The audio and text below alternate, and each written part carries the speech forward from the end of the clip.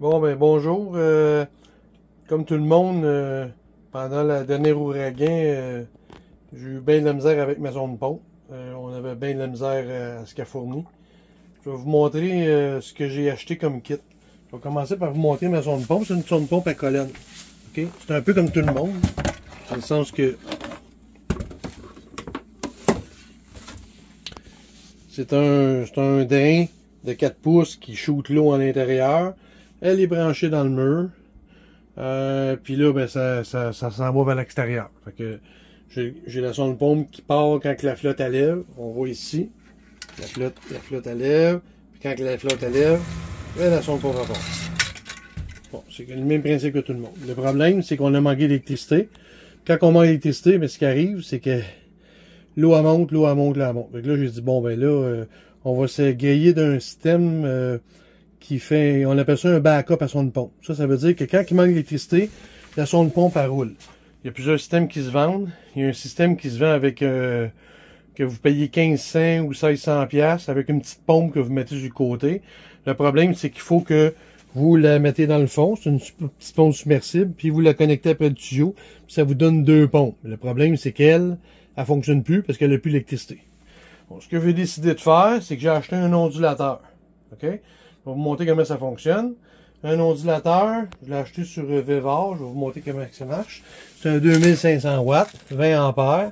Il vient avec ça. Je viens d'ouvrir les boîtes, je viens de le recevoir. Ce qu'on fait, c'est que il faut une batterie. C'est un backup à sonde pompe à batterie. J'ai acheté un casing à batterie vide et j'ai acheté la batterie. Ça, c'est la batterie qui suggère pour faire marcher votre sonde pompe.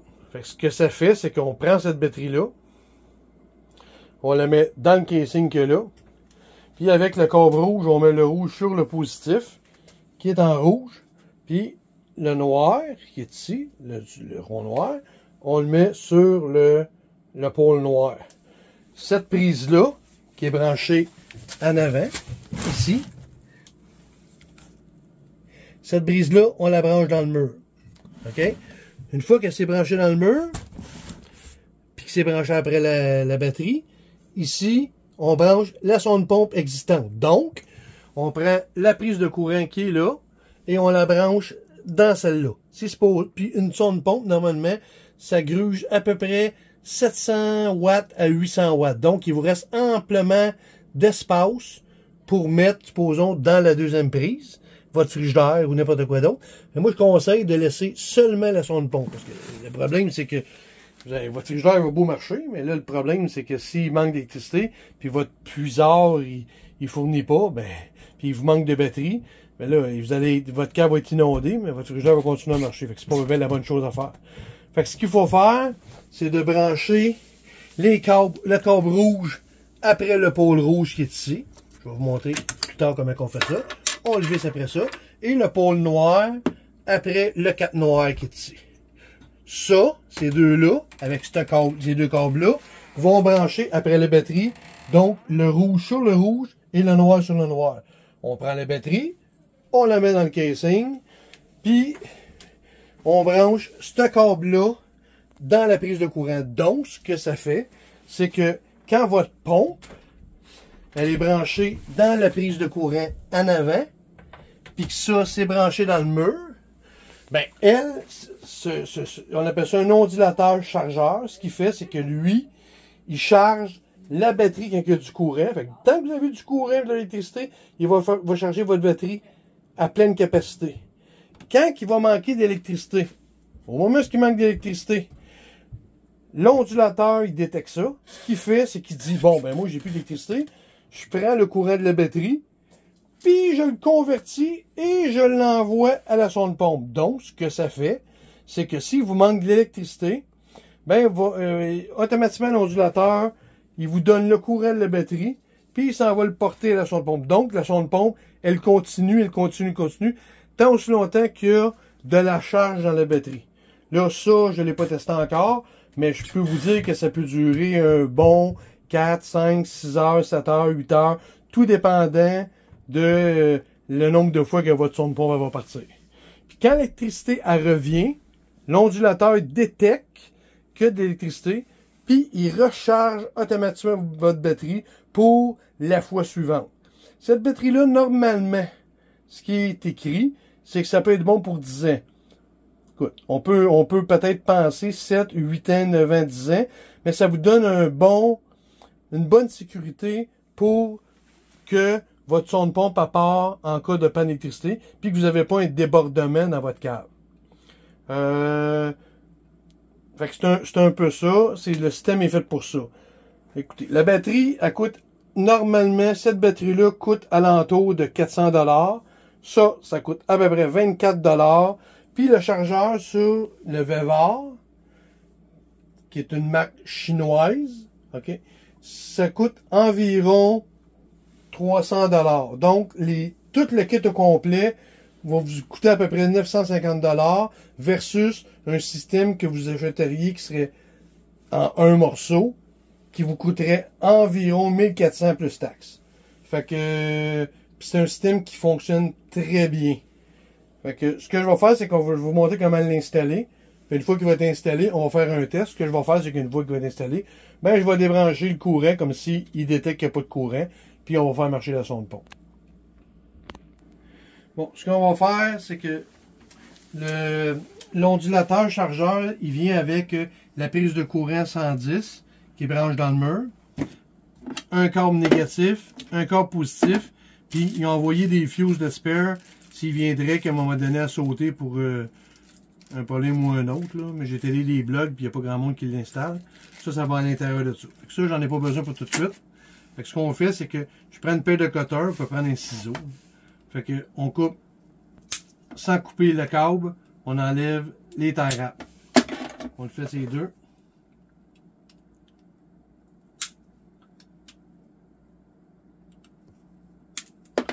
On enlève les tie wraps.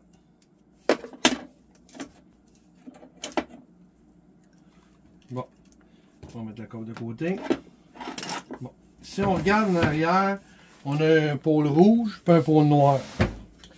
On le voit ici. On dévisse les noix.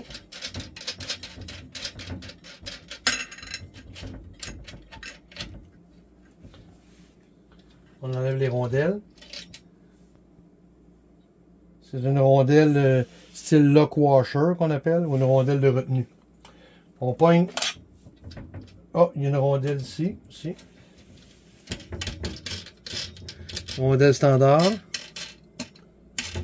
Sur le négatif, c'est la même affaire. On enlève la rondelle standard.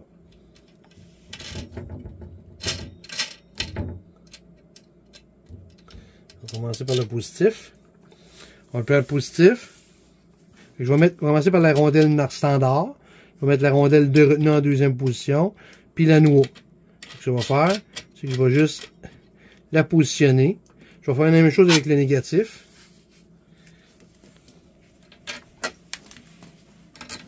On va mettre la rondelle standard, la rondelle de retenue et la noix.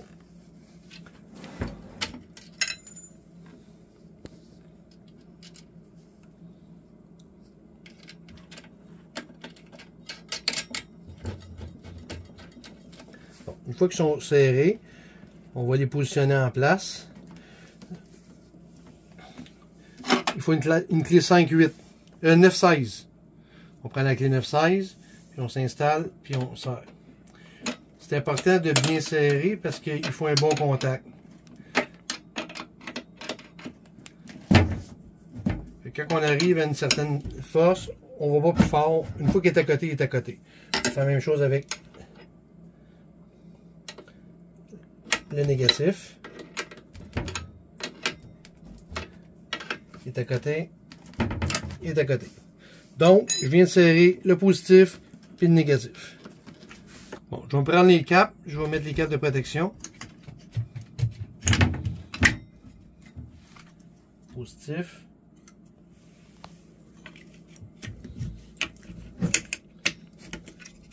Négatif. Les capes sont posées. Ce qu'on va faire, c'est que on va poigner le casing à batterie. Puis, le casing à batterie, lui, il est avec une trappe pour le serrer. Puis tu as une plaque, on appelle ça une plaque, si vous voulez le visser, vous pouvez visser cette plaque-là sur une plateforme, puis après ça, positionner pour que ça bloque. Moi, j'en ai pas besoin. Cette plaque-là, j'en ai pas besoin. Je vais avoir besoin de la strap plus tard. Fait que je vais prendre ma batterie qui est ici.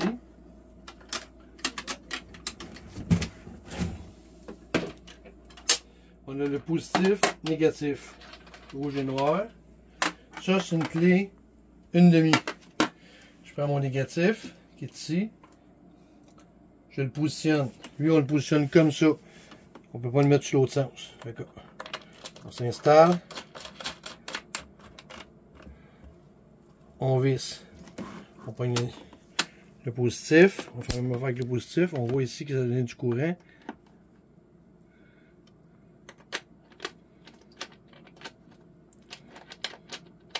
Là, ce qu'il faut comprendre, c'est que quand on va le mettre, quand on va le visser, vu que on veut que quand on regarde le casing, puis qu'on met le casing, il y a une ouverture ici, puis une ouverture là.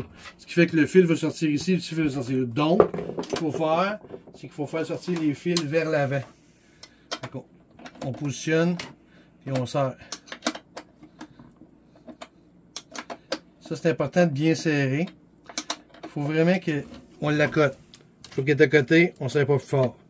On va faire la même chose avec le négatif.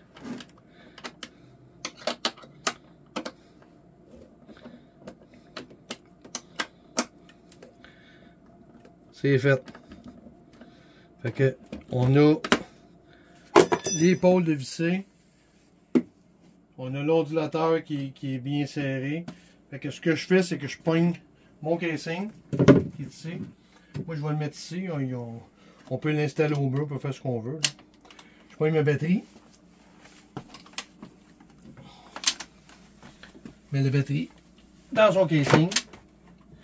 Une fois que le casing est mis, on le pogne. On voit les ouvertures qui sont ici. On le met sur ce côté-ci.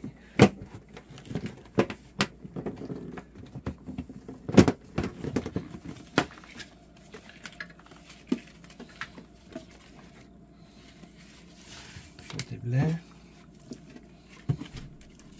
On va le porter dans le centre.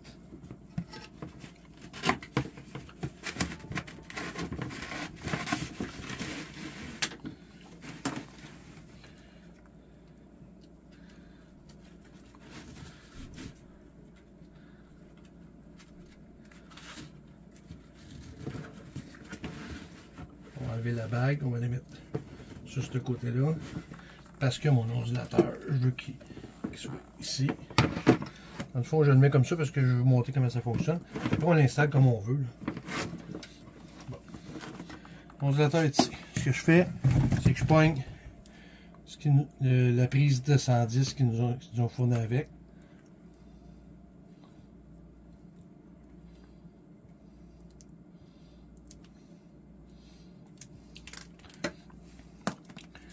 Je branche la prise de 110 à sa place. Je prends cette prise-là. Je débranche ma sonde pompe. La sonde pompe, c'est la prise du bas. Celle d'en haut, c'est mon aspirateur central. Je branche la prise dans la prise de courant. Et je branche la sonde pompe dans... Là, on voit ici qu'il y a une lumière qui allume. Ce qu'il dit, dans le fond, c'est que il y a du courant qui rentre. Pourtant, elle est à off, mais je vais vous montrer ce que ça fait. Je mets ma pompe, je la mets à on. On voit ici il y a un cadran digital qui vient de s'allumer. Ce que ça fait, c'est qu'en ce moment, ce qu'il fait, c'est qu'il est en train de charger la batterie. OK? Fait que c'est ça qu'il est en train de faire. Il charge la batterie. OK? Normalement, si je lève la pompe, à part. Pourquoi? Parce qu'elle est branchée directement dans le mur. Donc, elle fonctionne sur le 110. Si je débranche le 110, on s'entend qu'il n'y a plus de courant qui rentre. Normalement, l'ondulateur devrait aller chercher le courant de la batterie. On va passer la pompe. Et la pompe fonctionne. Et pourtant, on voit ici que le courant, je l'ai dans les mains. Fait que ça fonctionne très bien. Donc, je rebranche le courant pour que la batterie se mette à se recharger. En ce moment, c'est ce qui arrive. On voit ici la lumière est passée de rouge à vert. Donc, en ce moment, ce qu'il fait, c'est qu'il dit, j'ai du courant, je charge ma batterie. Puis une fois que la batterie est chargée, ben moi, je vais être en voiture. Donc, si à un moment donné, je suis pas ici, je suis ailleurs, la sonde pompe doit partir. S'il manque d'électricité, si il y a de l'électricité, elle va fonctionner normalement. On le voit ici. Puis s'il manque d'électricité, ben la batterie va partir en backup et la sonde pompe va fonctionner. Fait que c'est comme ça que ça fonctionne. C'est pas trop compliqué. Je vais mettre les liens des 3 pièces dans le bas de mon vidéo. Fait que si vous avez aimé, vous pouvez liker. Merci.